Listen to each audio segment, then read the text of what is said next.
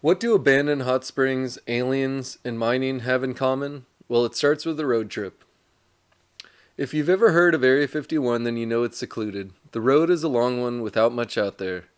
We will be focusing on the extraterrestrial highway to the town of Tonopah. There is a small town called Nye outside of the secretive gates of Area 51.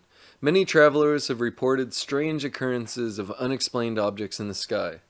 One thing we do know for sure is that in 1955, the CIA, the U.S. Air Force, and defense contractor Lockheed Martin chose an ultra-remote site in the Mojave Desert of southern Nevada, about 80 miles northwest of Las Vegas, to begin testing and developing the newest, most advanced aircrafts in the world.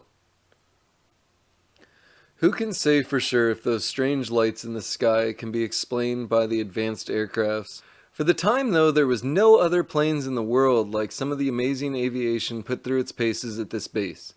Notable aircraft such as the F-117 Nighthawk and the YF-118G Bird of Prey, which was named after its resemblance to the Klingon battlecruiser from the TV show Star Trek.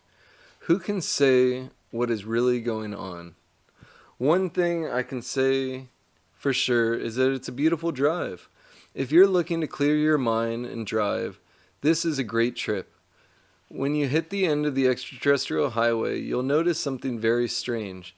An abandoned cafe, and to the right of it, a crystal clear pool.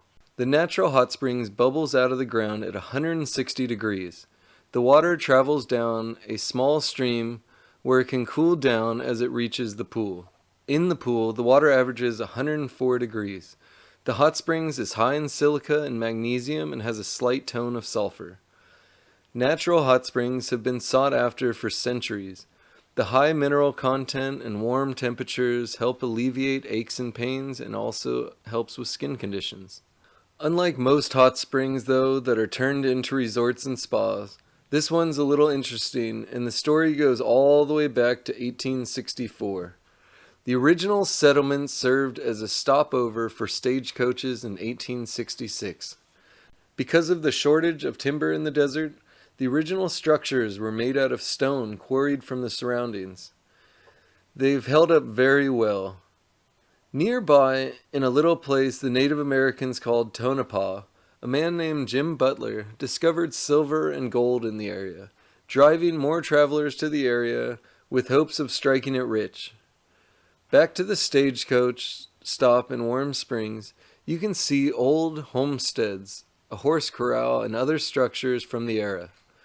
This little way station managed to survive during the next couple of decades. In 1924, Warm Springs gained a post office, and Ethel Allred was named postmaster of this tiny oasis. That, however, served as the peak of Warm Springs civic development. As trains and automobiles took the place of stagecoaches, this little stopover was abandoned. Less than 5 years later, in June 1929, the post office was closed forever.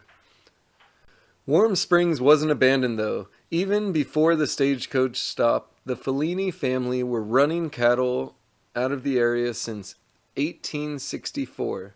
Their ranch, Two Springs Ranch, has been family operated for 4 generations. You may remember the name Tonopah from my video about Zizik.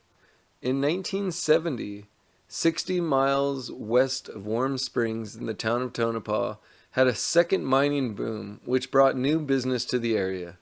In 1970, the Fellini family constructed the Warm Springs Bar and Cafe, along with pool and bathhouse, providing miners and other travelers a soak in the natural heated pool for $1.